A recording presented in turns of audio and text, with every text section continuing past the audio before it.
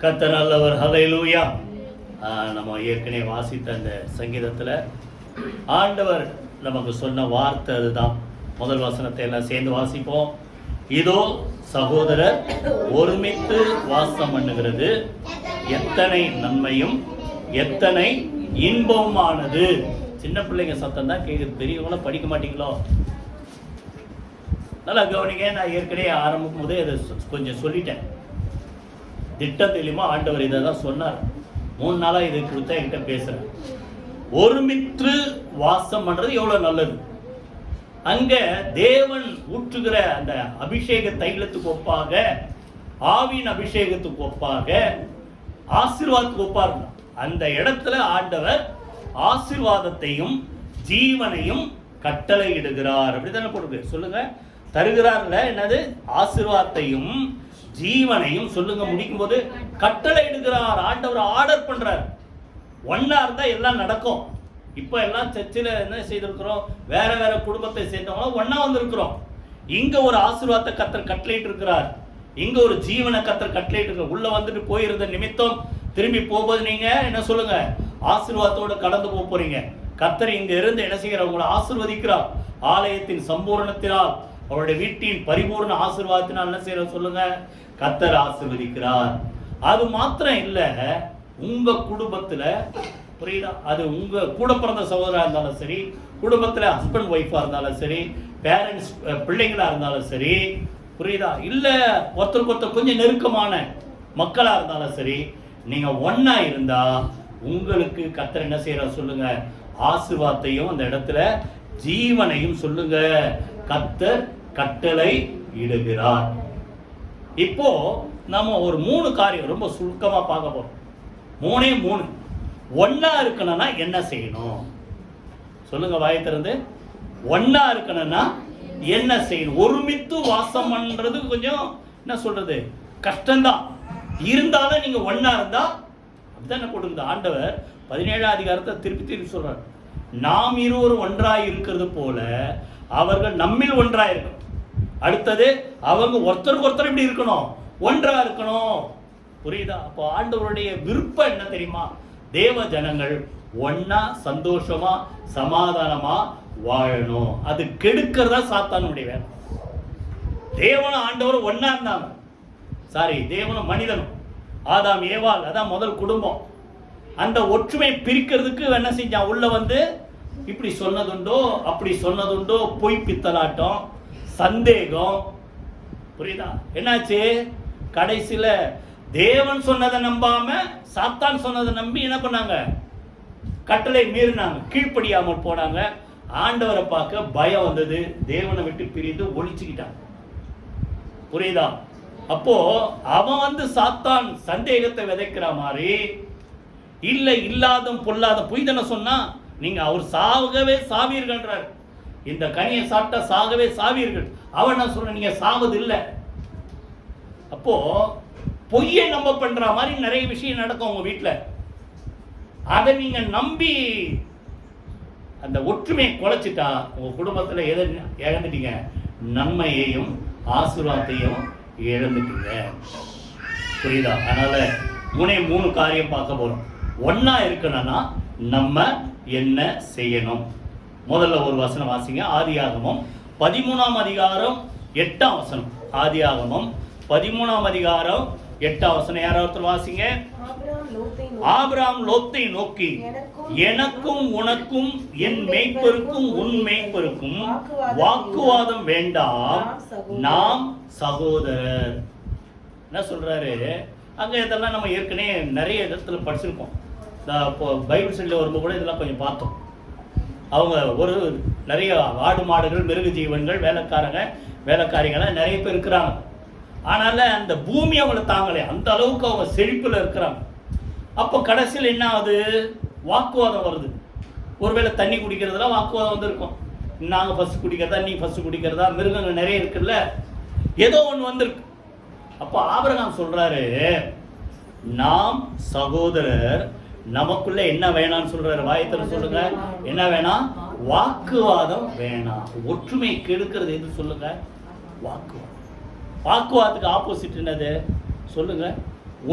ஒற்றுக்கொண்டு போகிறது. அப்படியா? சரி பரவாயில்ல, நீ சொல்ற நான் ஏத்துக்கிறேன். இன்னைக்கு அதுதான் நான் சொல்றது, நீ கேளு. நீ என்ன நீ சொல்றது? இதான சண்டை காரணம். நான் சொல்றது கரெக்ட், புரியுதா? அப்போ அந்த வாக்குவாதம் இந்த குடும்பத்துல எதை குறைக்குது சொல்லுங்க? ஒற்றுமையை கெடுக்குது, ஆசீர்வாதத்தை கெடுக்குது, நன்மையை கெடுக்குது, ஜீவனை கெடுக்குது. புரியுதா? அப்போ அவர் சொல்றாரு, நம்ம எல்லாம் பிரதர்ஸ், சகோதரர்கள். சகோதரர்கள்னா சகோதரருக்கு இல்ல, சகோதரிக்கும் அதான். என்ன வேலை கூப்பிட சொல்லுங்க? வாக்குவாத வேலை விட்டு கொடுங்க. புரியுதா? அப்போ இவர் சொல்றாரு, சாய்ஸ் உனக்கே நான் தரேன், உனக்கு நான் தரேன். ஏன்னா உனக்கு எது செழிப்பா, உனக்கு எது வேணுமோ அதை நீ எடுத்துக்கோ. இது எத்தனை பேர் சொல்லுவீங்க? ஏய் நான் தான் பெரிய ஆளு, உன்னை நான் தான் வளர்த்தேன். ஆக்சுவலா அப்படிதான். ஆபிரகாமுடைய அண்ணன் பிள்ளை தான் லோத்து. புரியுதா? அவங்க அப்பா இறந்துட்டாரு. அப்போ அவர் சார்பா இவன் தான் வளர்க்கிறார், கிட்டத்தட்ட சித்தப்பா. லோத்துக்கு ஆபிரகாம் யார் சொல்லுங்க? சித்தப்பா. அப்போ அவர் என்ன சொல்லலாம்? நான் சொல்றபடி நீ கேளு, அப்படிதான் சொல்லுவாங்க.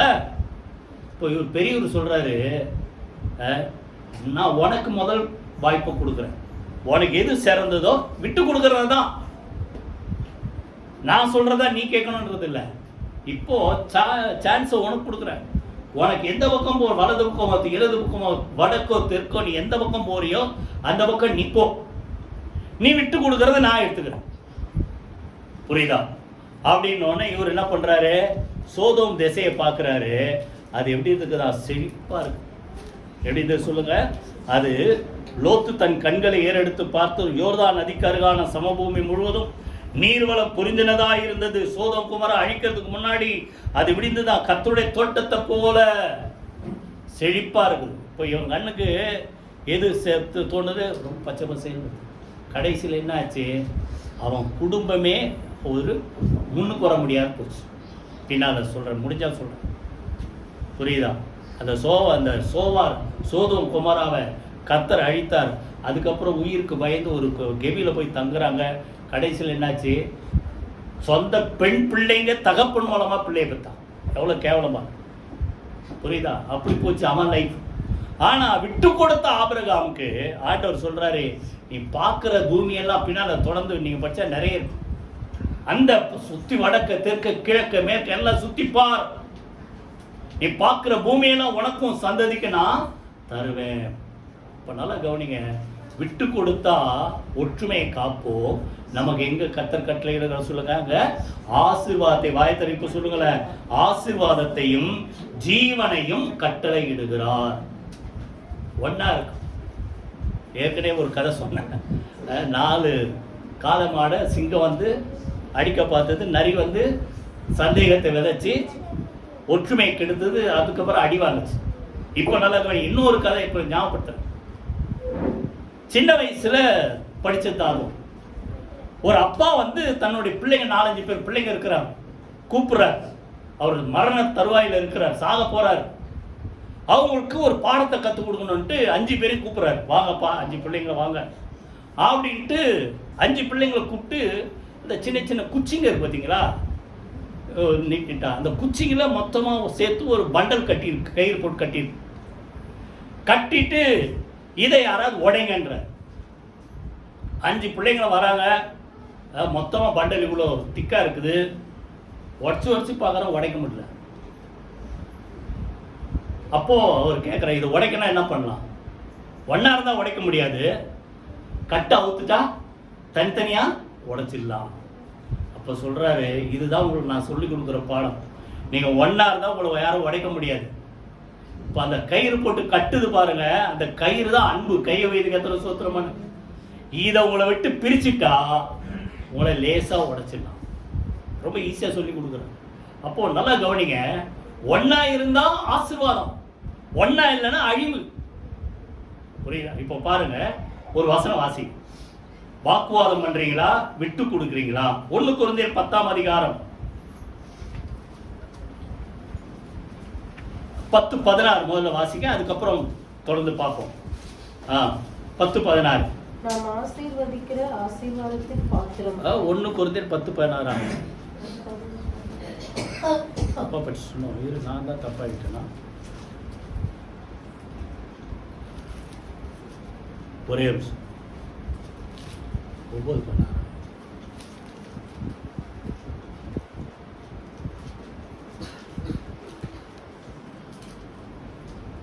நல்லா கவனிங்க.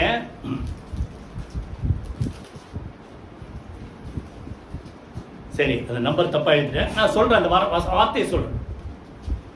ஒருவன் வாக்குவாதம் பண்ண மனதாய் இருந்தால், நம்பர் ஏதோ தப்பா எழுதிட்டேன்.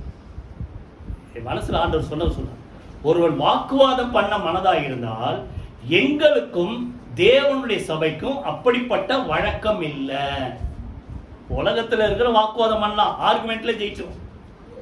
இன்னைக்கு பார்த்தா நிறைய டிபேட்லாம் இருக்குது, போன்ல பார்த்தா அதுல அவங்க பேசி ஜெயிக்கிறாங்க. டிவியில பார்த்தா 1 மணி நேரம் 11-14 புரியுதா? அப்போ அவங்க பேசி இந்த பேச்சு திறமையில ஜெயிக்கிறாங்க, புரியுதா? ஆனா இங்க அது உலகத்துல பேச்சு திறமையில ஜெயிக்கிறது. சபைக்கு வந்தா ஆண்டவர் என்ன சொல்றாரு? எங்களுக்கும் தேவனுடைய சபைக்கு என்ன வழக்கம் இல்லை சொல்லுங்களேன். அப்படிப்பட்ட வழக்கம் இல்லை, வாக்குவாதம் பண்ற வழக்கம் இல்லை. இப்போ எல்லாரும் சர்ச்சுக்கு வரவங்க தானே, பைபிள் படிக்கிறவங்க தானே, ஆண்டவர் வார்த்தை கேட்குறவங்க தானே. ஆனால் எத்தனை பேர் வீட்டில் போய் வாக்குவாதம் பண்ணி சண்டை மூட்டுறீங்க? புரியுதா? அப்போ எங்களுக்கும் தேவனுடைய சபைக்கு என்ன இல்லை, அந்த வாக்குவாதம் பண்ற பழக்கமே இல்லை. புரியுதா? அடுத்தது இப்போ 1 கொரிந்தியர் இல்லையா, 6 அதிகாரம் 6 வசனம். 6 அதிகாரம் 6 வசனம் வாசிங்க. சகோதரனுடைய சகோதரன் வழக்காடுகிறான், அவிசுவாசிகளுக்கு முன்பாக அப்படி செய்யும். ஒருத்தருக்கு ஒருத்தர் வழக்காடுறீங்க. இதை யார் வேடிக்கை பார்க்கறது? யார் வேடிக்கை பார்க்கறது? ஆண்டவர் அறியாத உலகத்து மக்கள், அவிசுவாசி வேடிக்கை பார்க்கறது. நீ ஒன்னா இருந்து சந்தோஷமா அவன் உங்களுக்கு ஒரு முன்மாதிரி, நீங்க அவங்களுக்கு ஒரு முன்மாதிரியா இருந்தா இந்த குடும்பம் மாதிரி இருக்கணும். நானும் எவ்வளவு அன்பா இருக்காங்க பாரு, எவ்வளவு ஒத்துமையா இருக்காங்க பாரு. இப்ப நீங்க ஒருத்தர் சண்டை போட்டு அடிச்சுக்கிட்டா அவிசுவாசிக்கு அது வேடிக்கையா இருக்கு. அவங்க முன்னாடி அப்படி செய்றீங்க. 7ஆம் வசனம் வாசிங்க. நீங்கள் ஒருவரோடு ஒருவர் வழக்காடுறத வாக்குவாதம், சண்டை, சச்சரவு. வழக்காடுகிறது எவ்விதத்திலும் அது என்னது குற்றம், தப்புன்றார். அடுத்தது, அப்படி செய்கிறத விட நீங்கள் ஏன் அநியாயத்தை சகித்துக் கொள்ளுகிறதில்லை, ஏன் நஷ்டத்தை பொறுத்து கொள்ளுகிறதில்லை? வாக்குவாதம் வராம ஒற்றுமையை காப்பாற்றணும்னா உங்க குடும்பம் நல்லா இருக்கும். அதுக்கு நீங்க என்ன செய்யணும்? சகிப்புத்தன்மை வேணும். சொல்லுங்க, வாய் திறந்து சொல்ல மாட்டீங்க, சொல்ல மாட்டீங்களா? என்ன வேணும் சொல்லுங்க? சகிப்புத்தன்மை. ஏன் அநியாயத்தை சகிக்க மாட்டீங்க? பின்னால சொல்ற, நீங்களே அநியாயம் பண்றீங்களா? பொதுவாகவே யாருமே தாம் பண்றது தப்புன்னு ஒத்துக்கிறதே இல்லை. ஏன்னா அது முதல்ல இருந்தே வந்துச்சு. ஆதாம் கூப்பிட்டு கேட்டா, நீங்க எனக்கு துணையா கொடுத்த இந்த மாதாமா கொடுத்தது, அந்தமா கூப்பிட்டா பிசாசினை ஏமாத்திச்சு. இது முதல்ல இருந்தே ரத்தத்தில் ஊறிச்சு. புரியுதா? அதனால என்ன சொல்றது? ஏன் அநியாயத்தை சகித்து கொள்ளுகிறது இல்லை? இப்போ நீங்க வாக்குவாதம் பண்ணி வழக்காடி நீங்க சண்டை போட்டா யாருக்கு ஆதாயம் சொல்லுங்க? பிசாசுக்கு தான் ஆதாயம். ஒரு தடவை 2-3 தடவை சர்ச்சில் சொல்லியிருக்கேன். ஒரு கார்ட்டூன் வந்து, ஒரு பசுமாடு இருக்குது.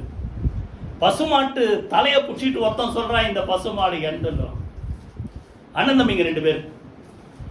இன்னொருத்த வாழை பிடிச்சி இழுக்கிறான், இந்த பசுமாடு எந்த அப்படின்றான். 2 பேர் போராடுறாங்க. இந்த பசுமாடு யாருது? எந்த அப்படின்ட்டு அண்ணன் தம்பிங்க 2 பேர் போராடுறாங்க. அப்போ அந்த படத்துல பார்த்தா கீழே ஒருத்த உட்காந்துட்டு பால் கறக்கிறான். கீழே ஒருத்த பால் கறக்கிறான். அவன் யாருன்னு பார்த்தா சண்டை மூட்டி விட்டோம். இல்லைன்னா இப்போ உலகத்துல பார்த்தா வக்கீல் அப்படி கூட வச்சுக்கலாம். நான் வக்கீல் தப்பா சொல்றேன்னு நினைச்சுக்காதீங்க, அப்படி இல்லை. அப்ப சண்டை மூட்டி விட்டோம்.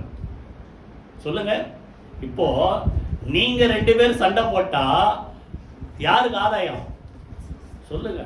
சண்டை முயலாம். ஒன்னா இருக்குது, அவனுக்கு என்ன செய்யாது? பிடிக்காது. புரியுது? எத்தனை பேர் புரியுது?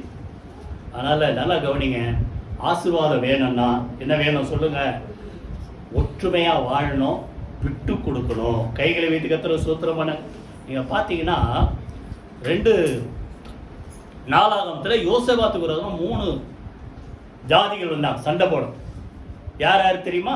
20 அதிகாரம் 1 வசனத்துல அம்மோனியர், மோவாபியர், ஏதோம் புத்திரர். இவங்க 3 பேரும் யார் தெரியுமா? வெளியால் இல்ல. புரியுதா? இஸ்ரவேலுக்கு பகைஞர் வந்து ஆண்டவர் குறிப்பிட்டது இவங்கள சொல்லல. அவர் யாரும் தான் சொல்றாரு. பின்னால அந்த யாத்ராமத்துல அதுக்கப்புறம் எண்ணாகமத்தில் அவங்க நிலத்துல பங்கு போட்டு கொடுக்கும்போது இதெல்லாம் உங்களுக்கு தரமாட்டேன், இதெல்லாம் உங்க சகோதரர், மோவாபியர் உங்க சகோதரர், அம்மோன் புத்திரர் உங்க சகோதரர், ஏதோமேர் உங்க சகோதரர் சொல்றாரு. அவங்களுக்கு உண்மையான பகைஞர் யாருன்னா எமோரியர், ஏத்தியர், பெர்சியர், கிர்காசியர். புரியுதா? இப்படி தான் இந்த 7 ஜாதிகள். இப்போ இவனுக்கு விரோதமா சண்டைக்கு வந்தது யாருன்னா மோவாபியர், அம்மோன் புத்திரர். யாரு? லோத்தோட பிள்ளைங்க. லோத் யாரு? இப்பதான் சொன்னேன். லோத் யாரு? ஆபிரகாமுடைய அண்ணன் பையன். சண்டை எங்க இருந்து வருது பாத்தீங்களா? வெளியே இருந்து வரல. யாரு? ரத்த சம்பந்தம் தானே, விட்டு கொடுக்கலாம்ல சண்டை. அடுத்தது ஏதோம் யாரு? இஸ்ரவேலுடைய சொந்த அண்ணன். புரியுதா? அப்போ இவங்க வந்து சண்டைக்கு வராங்க. இன்னும் நீங்க பைபிள் நல்லா படிச்சு பாருங்க. எப்போ பார்த்தாலும் சண்டை வந்துட்டே இருக்கும் ஒருத்தரோட ஒருத்தர். என்ன? யூதாவுக்கு விரோதமா 10 கோத்திரம், பென்யமீன் மொத்தம் எல்லாம் சேர்த்து ஒரு 10 கோத்திரம் பிரிஞ்சிச்சு. அந்த 10 கோத்திரம் இவங்க சண்டை போடுவாங்க. உடனே என்ன பண்ணுவாங்க? இவனோ இல்லை அவனோ சீரியா கிட்ட ராஜா கிட்ட போவாங்க.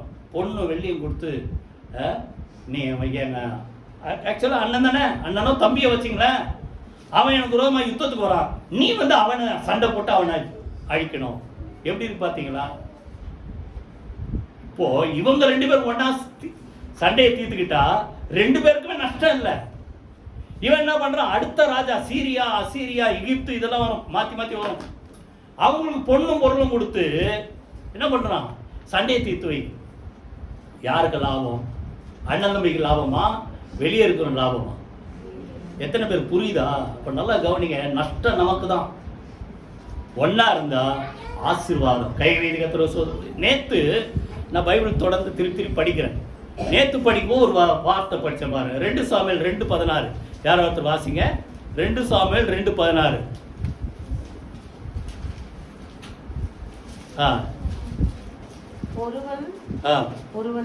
ஒருவர் தலையை ஒருவர் பிடித்து ஒருவருடைய விழாவிலே ஒருவர் பட்டயத்தினாலே குத்தி ஒருமிக்க விழுந்தார்கள்.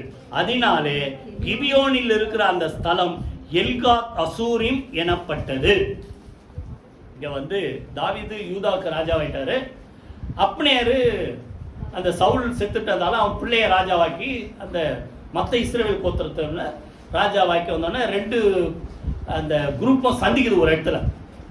சந்தித்த உடனே 2 பேரும் திறமையை பார்க்கலான்னு உடனே இங்க 12 நல்ல பலசாலிங்க யூதாவுக்கு, இஸ்ரவேல்ல ஒரு 12 பலசாலி. ஒருமித்து ஒருத்தன் தலையை ஒருத்தன் பிடிச்சிக்கிட்டு ஒருத்தன் வயிற்றுல ஒருத்தன் எதுல குத்தினானா? பட்டயத்தினால குத்தி 24 பேரும் ஒருமிக்க விழுந்தாங்க. இவங்க யாரு? அண்ணன் தம்பி. அதனால அந்த இடத்துக்கு பேர் என்ன பேரா? எல்காத் அசூரிம். அதுக்கு இங்கிலீஷ்ல பார்த்தா ஃபீல்ட் ஆஃப் ஷார்ப் ஸ்வர்ட். என்ன இது சொல்றது? கூரான கத்தி முனை நிலம். புரியுதா? இப்போ உங்க வீடு, உங்க குடும்பம் சண்டை போடுற நிலமா இருக்குதா இல்ல சமாதானம் பண்ற நிலமா இருக்குதா? எத்தனை பேர் புரியுது? சொல்றாரு ஆண்டவர். ஒருமித்து இதெல்லாம் வெளியெல்லாம் இருக்குல்ல, உங்களுக்கு தான் எல்லாமே. புரியுதா? நீங்க தான் யோசிக்கணும். நான் சண்டைக்கு காரணமாக இருக்கிறேன்னா சமாதானத்துக்கு காரணமாக இருக்கிறேன்னு பாருங்க. எப்பவுமே உடனே ஆமா அவன் வம்பு பார்த்தா நடந்து நீங்க அவங்க கற்பனைகளை அப்படி ஓடாதீங்க. நம்ம ஏதாவது தம்மம் பண்ணி இருக்கிறோமா சண்டைக்கு? நம்ம யோசிக்கணும். சரி, நேரம் இல்லை. புரியுதா? எத்தனை பேர் புரியுது? அதனால ஒருமித்து வாசம் பண்ணாதான் உங்க குடும்பத்துல ஆசீர்வாதமும் ஜீவனும். காரணம் முதல்ல என்ன செய்யணும்? ஒற்றுமையா இருக்குன்னா சொல்லுங்க. வாக்குவாதம் சண்டை பண்ணாதீங்க, விட்டு கொடுங்க. 2வது யாத்ராகமம் 4 அதிகாரம் 14 வசனம். யார் ஒருத்தர் வாசிங்க. யாத்ராகமம் 4:14 வாசிங்க. அப்பொழுது கர்த்தர் மோசேயின் மேல் கோபம் மூண்டவராகி, லேவியனாகிய ஆரோன் உன் சகோதரன் அல்லவா? அவன் நன்றாய் பேசுகிறவன் என்று அறிவேன். அவன் உன்னை சந்திக்க புறப்பட்டு வருகிறான். உன்னை காணும் போது அவன் இருதயம் மகிழும். எல்லாம் சேர்ந்து சொல்லுங்க. அவன் உன் சகோதரன் தானே, அவன் உன்னை பார்க்க வரான். சேர்ந்து வாசிங்க அந்த வார்த்தைய. அவன் உன்னை காணும் போது, சேர்ந்து வாசிங்க சொல்லுங்க, அவன் இருதயம் மகிழும்.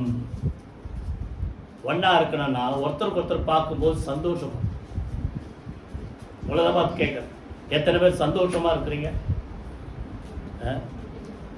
யாராவது ஒருத்தருக்கு ஒருத்தர் அண்ணன் தம்பி ஏதாவது சண்டை ஆச்சுன்னா மார்க்கெட்ல திடீர்னு எதுக்கு வந்துருவாங்க?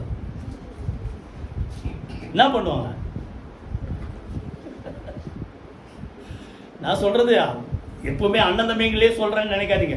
ஏதோ உங்களுக்கு தெரிஞ்சவங்க, இல்ல கிறிஸ்துவுக்கு சகோதரர் அப்படி கூட வச்சுங்க. ஏதோ வாக்குவாங்க, ஏதோ பிரச்சனை, எதிர்க்க வந்துட்டாங்க, என்ன பண்ணுவாங்க? அந்த காலத்தில் சொல்லுவோம், கொடையை பிடிச்சி இப்படி திருப்பிக்குவாங்க. புரியுதா? அப்ப என்ன அர்த்தம்? ஒருத்தர் மூஞ்ச பார்க்க என்ன இல்லை சொல்லுங்க, என்ன இல்லை? தைரியம் இல்லை, சந்தோஷம் வரல. என்ன வருது? கோபம் வருது. சொல்லுங்க, கோபம் வருதா சந்தோஷம்? உங்களை தான் பார்த்து கேட்குறேன். ஒருத்தருக்கு ஒருத்தர் பார்க்கும்போது சொல்லுங்க, உன்னை காணும் போது அவன் இருதயம், சொல்லுங்க வாய் திறந்து, அவன் இருதயம் மகிழும். சந்தோஷப்படுங்க. எல்லா சூழ்நிலையும் சந்தோஷமா இருக்கணும். ஆண்டவர் சொல்றாரு, சந்தோஷப்படுகிறவனே கூட, சொல்லுங்க வாய் திறந்து, சந்தோஷப்படுங்கள். அழுகிறவனே கூட அழுங்கள். மாத்திரக்கூடாது. அவன் அழும்போது நீ சிரிக்காத. உபதியால தான் போடுது. அவன் கஷ்டப்படுறான், அவன் சகோதரன், அதை பார்த்து நீ சிரிக்கிறிய? மாத்திட்டா அவன் அழும்போது நீங்க சிரிக்கலாமா? எத்தனை பேர் புரியுது? அவன் சந்தோஷமா சிரிச்சு சந்தோஷமா இருக்கும்போது ஐயோ அவனுக்கு இப்படிலாம் வந்துச்சேன்ட்டு அழுவுறீங்களா? சந்தோஷம். திருப்பி வாசிங்க 12:15 ரோமர்ல. சந்தோஷப்படுவனுடைய கூட சந்தோஷப்படுங்கள். சொல்லுங்க, அழுகிறவனுடைய கூட அழுங்கள். அப்போ ஒருத்தர் பார்க்கும்போது உன் மனசுல என்ன வரணும்? சொல்லுங்க, சொல்லுங்களம்மா, நீங்களா சொல்லுங்க. எத்தனை வரணும்? சந்தோஷம் வரணும். கோபம் வரக்கூடாது, எரிச்சல் வரக்கூடாது, பொறாமை வரக்கூடாது. இதெல்லாம் வருதா? அப்போ ஒற்றுமை கெடுக்குது. நீங்க யோசிச்சு பாருங்க. இன்னைக்கு என்ன தெரியுமா? இங்கேயே நீங்க என்ன பண்ணோம்? யாருக்கிட்ட இங்க ஒருவேளை இங்க வந்திருக்காங்க இல்லையோ, அவங்க வெளியே இருந்தா கூட சரி, யாருக்கிட்ட இருக்கிற கசப்பெல்லாம் தொலைச்சிட்டு போங்க. வீட்டுக்கு கசப்பெல்லாம் சொல்லுங்க, தொலைச்சிட்டு போங்க. புரியுதா? ஒருத்தருக்கு ஒருத்தர் என்ன செய்யணும்? பார்க்கும்போது மகிழும். நல்ல ஒரு பாட்டு நல்லா அடிக்கடி போறோம். என்னுள்ளம் சொல்லுங்க, தேவனுடைய அன்பால் பொங்கி வழியுது, ஏசன்னை ரட்சித்த நான் ஆடிப்பாடு. பொங்கி பொங்கி பொங்கி பொங்கி பொங்கி வழியுது. அப்போ அன்பு உள்ள இருந்தா பொங்கும். சகோதரனை பார்க்கும்போது அன்பு தான். அது பின்னால் அடுத்த பாயிண்ட்ல வரதால நான் அப்புறம் சொல்றது. சரி, நல்லா கவனிங்க. அப்போ சந்தோஷப்படும். இப்போ தம்பிக்காரன் தப்பு பண்ணிட்டான். எங்க போயிட்டான்? ஆஸ்தியெல்லாம் பிரிச்சு போய் துன்மார்க்கமான வழியில செலவு பண்ணிட்டான். லூக்கா 15 அதிகாரத்துல இளையகுமாரன் எல்லாத்தையும் செலவு பண்ணி அவன் வறுமையில வாடி பட்டினி பசி. அப்பதான் அப்பா வீட்டுல எவ்வளோ வேலைக்காரனா நல்லா சாப்பிட்ற, நான் ஏன் பட்டினியா இருக்கணும்? திரும்பி வரான். 15 அதிகாரம் எல்லாருக்கும் தெரியும். திரும்பி வந்த உடனே தகப்பன் சந்தோஷமா ஏத்துக்கிட்டாரு. என் குமாரன் மரித்தான், பிழைத்தான், காணாமற் போனான், காணப்பட்டான், எல்லாம் சந்தோஷமா கொழுத்த கன்று அடித்து விருந்து கொண்டாடுங்க, பாதரட்சியை போடுங்க, மோதிரத்தை போடுங்க, வஸ்திரத்தை போடுங்க எல்லாம் சொல்லி எல்லாம் பெரிய ஒரு விருந்து நடக்குது அங்க. இதெல்லாம் கேள்விப்பட்டு அண்ணங்காரன் வரான். அண்ணங்காரன் என்னடா சத்தம்? ஒரு தம்பி திரும்பி வந்துட்டாரு. ஆனாலும் ரொம்ப அண்ணங்காரனுக்கு சந்தோஷம் வந்ததா, கோபம் வந்ததா? அவன் சொல்றான், ஆஸ்தியெல்லாம் வேசிக்கிட்டு அழிச்சிட்டு வந்திருக்கான், அவனை போய் இவர் ஏத்துக்கிட்டு அவனுக்கா கொழுத்த கண்ணை அடிச்சிருக்காரு. நான் இவரு கூட இவ்வளவு வருஷம் இருந்திருக்கிறேன், எனக்கா ஒரு நாள் கொடுக்கலையே. புரியுதா? அங்க பார்த்தா கோபம் அடைந்து வெளியே போயிட்டான். இப்போ நல்லா கவனிங்க. இப்போ ஒரு வீட்டுல தம்பி வந்ததால சந்தோஷம், ஆனா அதே வீட்டுல அண்ணங்காரனுக்கு என்னது? சொல்லுங்க, என்ன வந்தது? கோபம். அப்பா இவனை ஏத்துக்கிட்டாரு. ஒருவேளை தகப்பனுடைய பங்கு இவனுக்கு கொடுத்துறாருன்ற அந்த பொறாமையே தெரியல. ஏன்னா மூத்த குமாரனுக்கு தான் டபுள் போர்ஷன். தகப்பன் சாகிற வரைக்கும் ஒருவேளை அவனுக்குன்னு இருக்கிற பங்கு அவனுக்கு கிடைக்கும். செத்தவனும் ஒருவேளை மூத்தவனுக்கு கொடுக்கலாம். அவன் என்ன கணக்கு போட்டான்னு தெரியல, கடைசி வரைக்கும் அவன் உள்ளவே போன. எத்தனை பேர் புரியுது? அப்போ ஒருத்தர் பார்க்கும்போது சொல்லுங்க, சந்தோஷம் வருதா, கோபம் வருதா? சந்தோஷப்படு. கூட பிறந்தவங்க, அண்ணனோ தம்பியோ அக்காவோ தங்கச்சோ யாரோ ஒருத்தர் உங்களை விட நல்லா இருக்காங்கன்னா சந்தோஷப்படுங்க. புரியுதா? நீங்க அதை தான், அப்பதான் நீங்க நல்லா இருப்பீங்க. அதை விட்டுட்டு பொறாம எரிச்சல் வந்தா நம்ம இருக்க இறங்கிடுவோம். சொல்றது அடுத்தவங்க நல்லா வாழ்றதை பார்த்து என்ன செய்யுங்க. அதை மூனியவான் அதான் சொல்றாரு, அவங்க சத்தியத்தில் நடக்கிறத பார்த்து என்ன செய்யற, சந்தோஷப்படுற. அதுக்குதான் உங்களெல்லாம் கூப்பிடுறேன், நீங்களும் வாங்க நல்லா பிரசங்கம் பண்ணுங்க, நீங்களாம் ட்ரைனிங் வரணும், நல்லா மேலே வரணும். என்னுடைய ஆசை தான். ஆவிக்குரிய வாழ்க்கையில மாத்திரம் இல்லை, எல்லா வகையிலும் நீங்க நல்லா இருக்கணும்னு நான் விரும்புறேன். புரியுதா? சொல்றதை கேட்டு நடங்க. புரியுதா? கர்த்தருக்கு சோத்திரம். கை வைத்து கர்த்தருக்கு சோத்திரம். ஒருத்தர் பார்க்கும்போது சொல்லுங்க, சந்தோஷப்படுங்க. அதே இன்னொரு வார்த்தை வாசி அடுத்தது போயிடும், சீக்கிரமா முடிச்சிருவோம். 1 சாமுவேல் 17 அதிகாரம் 28 வசனம். யார் ஒருத்தர் வாசிங்க. 1 சாமுவேல் 17:28. அந்த மனுஷருடைய தாவீது குறித்து சொல்றார். அவன் பேசிக் கொண்டிருக்கிறதை அவன் மூத்த சகோதரனாக எலியா, தாவீதோட அண்ணன் மூத்தவன், கேட்டபொழுது அவன் தாவீதின் மேல் கோபம் கொண்டு, நீ இங்கே வந்தது என்ன? வனாந்தரத்துள்ள அந்த கொஞ்ச ஆடுகளை யார் வசத்தில் விட்டாய்? யுத்தத்தை பார்க்க அல்லவா வந்தாய்? உன் துணிகரத்தையும் உன் இருதயத்தின் அகங்காரத்தையும் நான் அறிவேன். அண்ணங்காரன் சொல்றான், யுத்தத்துக்கு அவங்க அப்பா தான், இவர் தன்னால வரல, அப்பா தான் அனுப்புறாரு ஈசாய். அண்ணங்காரன் 3 பேர் யுத்தத்துக்கு போயிருக்காங்க, எல்லாம் நல்லா இருக்காங்களா பார்த்துட்டு அவங்க கொஞ்சம் சாப்பாடெல்லாம் கொடுத்துட்டு வான்ற மாதிரி எல்லாத்தையும் கொடுத்து அனுப்புறாரு. கொடுத்து அனுப்பும்போது அங்கே ஒரே பெரிய சேலஞ்சு நடக்குது. கோலியாத் நின்று பேசுகிறான், ஒண்டி வாங்கலாம், யாராவது என்னை ஜெயிச்சா நாங்களாம் உங்களுக்கு அடிமை. இதெல்லாம் தாவீது கேட்குறாரு. கேட்ட உடனே, ஏன் இப்படி அவன் நிந்திக்கிறான், அவனை பார்த்து பயப்படுறீங்க அப்படி இப்படி பேசும்போது அண்ணங்காரன் வந்துட்டான். உன் துணிகரை எனக்கு நல்லா தெரியல. எப்படி சொல்ற பாருங்க. இப்போ ஒரு சின்ன தாவீது தான், அவன் என்ன பண்ணோம், சரி நமக்கு இல்லாத ஒரு தைரியம் இவனுக்கு இருக்குது, சந்தோஷப்படணும்ல. புரியுதா? உன்னுடைய துணிகரத்தை நான் அறிவேன், உன்கிட்ட இருக்கிற ஆடுகளை எங்க விட்டு வந்தடா.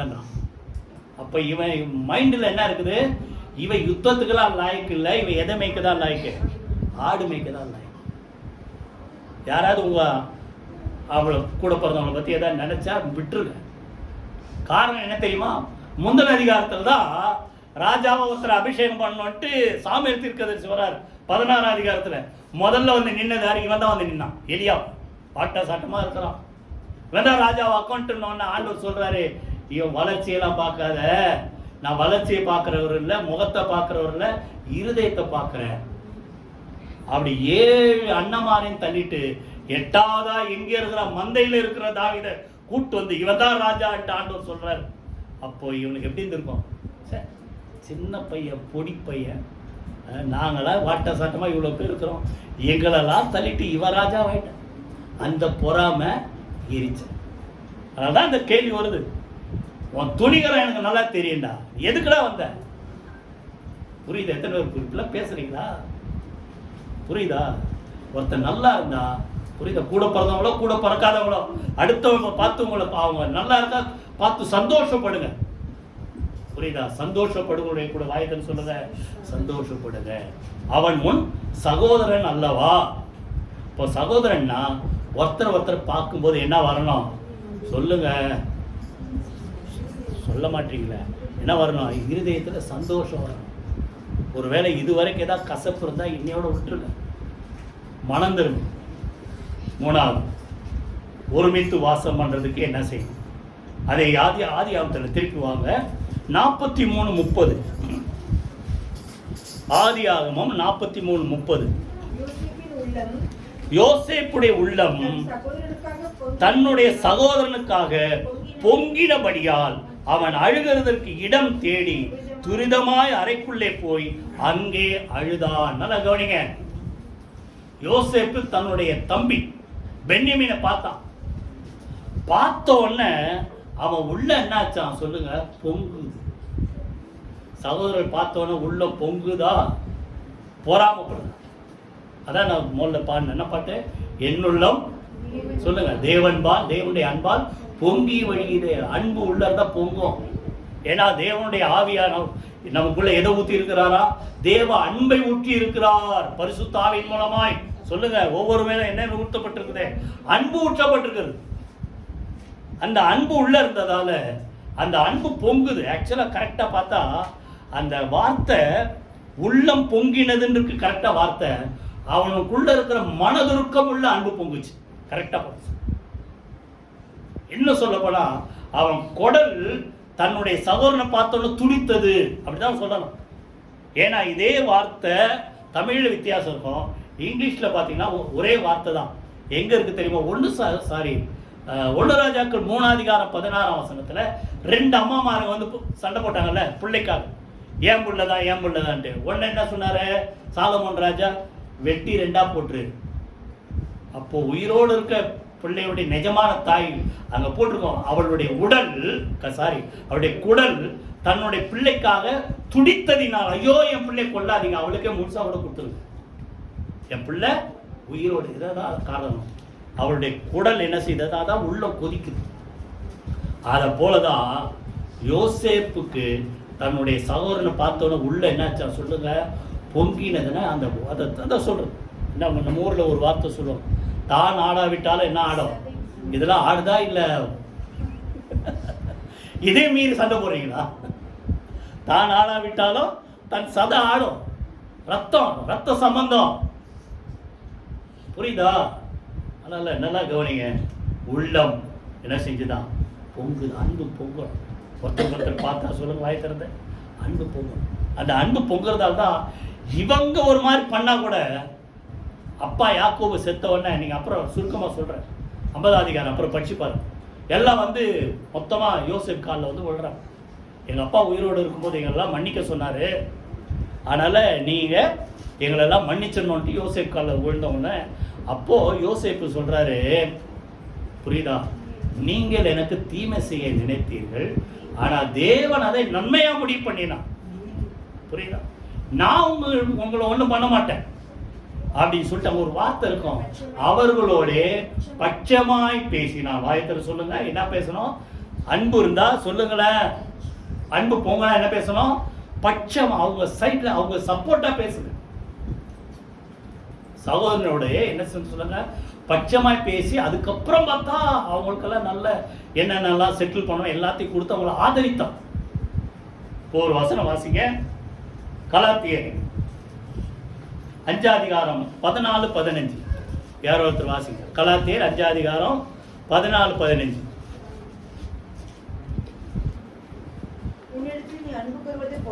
உன்னிடத்தில் நீ அன்பு கூறுவது போல பிறனிடத்தில் அன்பு கூறுவாயாக என்கிற ஒரே வார்த்தையில நியாயப்பிரமாணம் முழுசா அடங்கிச்சான். அது போன வாரம் கூட கொஞ்சம் பார்த்தோம், புரியுதா? உன்னை நீ நேசிக்கிறது போல பிறனை நேசிப்பதுல 2ஆம் பிரதான கற்பனை. இங்க சொல்றாரு நியாயப்பிரமாணம் முழுசா அடங்கிச்சு. எதுல? நீ உன்கிட்ட அன்பா இருக்கிறது போல சொல்லுங்க பிறனிடத்தில் அன்பா இருப்பாயாக. அந்த ஒரே வார்த்தையில எல்லாம் அடங்கிச்சு. இப்போ சொல்றாரு 15ல, நீங்கள் ஒருவரை ஒருவர் கடித்து பட்சித்தீர்களானால் அழிவீர்கள், அப்படி ஒருவரால் ஒருவர் அழிக்கப்படாதபடிக்கு எச்சரிக்கையாய். அப்போ பட்சமா இருக்கிறீங்களா, ஆப்போசிட் பட்சிக்கிறீங்களா? சொல்லுங்க, ரெண்டுத்துல ஏதாவது ஒண்ணு பட்சமா சப்போர்ட்டா இருந்து அவனுக்கு தேவையான உதவியெல்லாம் செய்யணும், புரியுதா? அப்படி இல்லைன்னா அவனுக்கு விரோதமா எழுது பட்சிப்பீங்க. பட்சித்தா நீங்க யாரை பட்சிக்கணும்னு நினைக்கிறோம் அவன் மாத்திரம் இல்லை, என்ன போட்டுக்குது, ஒருவரால் ஒருவர் கடித்து பட்சித்தால் ஒருவரால் ஒருவர் அழிக்கப்பட. அப்போ நீ உனக்கும் கேடு அவனுக்கும் கேடு, புரியுதா? யாருக்கா விரோதமா ஏதாவது நினைச்சா அது அவனுக்கும் கேடு, அப்படித்தானே போட்டுக்குது. சொல்லுங்க, நீங்கள் ஒருவரால் ஒருவர் அழிக்கப்படாதபடிக்கு எச்சரிக்கையாய் இருங்கள். கை வைதிகத்துல சூத்திரம் மூலமா யோசித்து பாரு. யோசேப்பு அன்பு பொங்கினதால சொல்லுங்க அவன் செஞ்ச தப்பெல்லாம் மன்னித்து மறந்து, இன்னைக்கு என்ன பிரச்சனை தெரியுமா? மன்னிப்பீங்க, ஆனா என்ன செய்ய மாட்டீங்க சொல்லுங்க, மறக்க மாட்டீங்க. ஏதோ ஒரு மூலையில இருந்துட்டே இருக்கும். அன்னைக்கே அவன் அப்படி பண்ணான், அன்னைக்கே பண்ணான். புரியுதா? அதான் அப்பா செத்து போயிட்டாரு, வந்து விழுறாங்க, என்ன வேணா பண்ணலாம். சொல்றான், நான் அப்படிலாம் செய்ய மாட்டேன் என்று பட்சமாய் பேசி அவர்களை என்ன செய்தான்? ஆதரித்தான். 3 காரியம். ஒருமித்து வாசம் பண்றது, ஆசீர்வாதம், ஜீவன், நன்மை, இன்பம். இந்த ஒற்றுமையை காப்பாற்றணும்னா 3 ரொம்ப சுருக்கமா. வாக்குவாதம் வேணாம், சண்டை வேணாம், விட்டு கொடுங்க. 2வது, ஒருத்தர் பார்க்கும்போது கசப்பு வேணாம், கோபம் வேணாம், எரிச்சல் வேணாம், சந்தோஷப்படுங்க. 3வது, அன்பு என்ன செய்யணும் சொல்லுங்க? பொங்கணும். சொல்லுங்க, என்ன பண்ணணும் சொல்றோம்? அன்பு பொங்கணும். இது இருந்தா நீங்க ஒத்துமையா இருப்பீங்க, உங்க குடும்பம் ஆசீர்வதிக்கப்படும். எல்லாரும் எழுந்து கர்த்தரை ஸ்தோத்திரமானே ஜெபமணி முடிப்போம். ஆண்டவரே உமக்கு நாங்கள் நன்றி செலுத்த எல்லா கர்த்தரை துதிப்போமா. இதுல இங்க குறவு சொல்லுங்க. ஒருத்தர் பார்க்கும்போது சந்தோஷப்பட முடியல, எரிச்சல் வருதா? அன்பு பொங்கலையா? கோபம் வருதா? எல்லாத்துக்கும் மேல நீங்க விட்டு கொடுங்க. அவன் விட்டு கொடுக்கட்டும்னு சொல்லாதீங்க, நீங்க விட்டு கொடு. ஆபிரகாம் வயசுல மூத்தவர், ரிலேஷன்ஷிப்ல பார்த்தா அவர் பெரியவர், ஆனா அவர் விட்டு கொடுத்தார். புரியுதா? அதனால நீங்க விட்டு கொடுங்க. ஒருத்தர் பட்சிக்கப்படாதபடிக்கு பட்சமா இருங்க. அந்த ஒற்றுமையா இருக்கிற உங்க குடும்பத்துல கர்த்தர் ஆசீர்வாதத்தையும் ஜீவனையும் இன்பத்தையும் நன்மைகளையும் கர்த்தர் கட்டளையிடுவார். நன்றி தகப்பனே, நீ சொன்ன வார்த்தைக்காக நாங்கள் நன்றி செலுத்துறோம். எந்த பகுதியில அவர்கள் குறைவா இருந்தாலும் பரிசுத்த ஆவியான சகல சத்தியத்தையும் கண்டித்து உணர்த்துகிற தேவ ஆவியானவர் அவருடைய இருதயத்துல கிரியை செய்து, ஆண்டவரே ஒருத்தருக்கு ஒருத்தர் கூட பிறந்தவங்களா இருந்தாலும், ஆண்டவரே ஒருத்தருக்கு ஒருத்தர் பார்க்கிற சகோதரர்களா இருந்தாலும், ஆண்டவரே ஒருத்தருக்கு ஒருத்தர் ஆண்டவரே அன்பா இருக்க, சந்தோஷப்பட, விட்டு கொடுக்க, நேசிக்க கர்த்தர் அனுக்கிரகம் செய்வீராக. நீ சொன்ன வார்த்தைப்படி ஆண்டவரே பிதாவும் நான் ஒன்றாய் இருக்கிறது போல நீங்களும் ஒருவருக்கு ஒருவர் ஒன்றாயிருங்கள் சொன்ன அந்த வார்த்தைப்படி ஒருத்தருக்கு ஒருத்தர் ஒற்றுமையை காத்துக்கொள்ள கர்த்தர் அனுக்கிரகம் செய்வீராக. வந்த ஒவ்வொருவரும் இந்த சத்தத்தை கேட்கிற ஒவ்வொருவரின் குடும்பத்துல தேவ சமாதானம் ஆளுகை செய்வதாக. இயேசு கிறிஸ்துவின் ஜீவனுள்ள ஜெயமுள்ள நாமத்தில் ஜெபிக்கிறோம் நல்ல பிதாவே, ஆமென். நம்முடைய கர்த்தராகிய இயேசு கிறிஸ்துவின் கிருபையும் பிதாவாகிய தேவனுடைய அன்பும் பரிசுத்த ஆவியானவருடைய அந்யோன்ய ஐக்கியம் நம் அனைவரோடு சகல பரிசுத்த அனைவரோடும் ஆண்டவராகிய இயேசு கிறிஸ்து வருகமட்டு இருப்பதாக. ஆமென். என் ஆத்துமாவே கர்த்தரை ஸ்தோத்திரி, என் முழுமே என்னுடைய பரிசுத்த நாமத்தை ஸ்தோத்திரி. என் ஆத்துமாவே கர்த்தரை ஸ்தோத்திரி, அவர் செய்த சகல உபகாரங்களை மறவாதே. ஆமென், ஆமென். God bless you.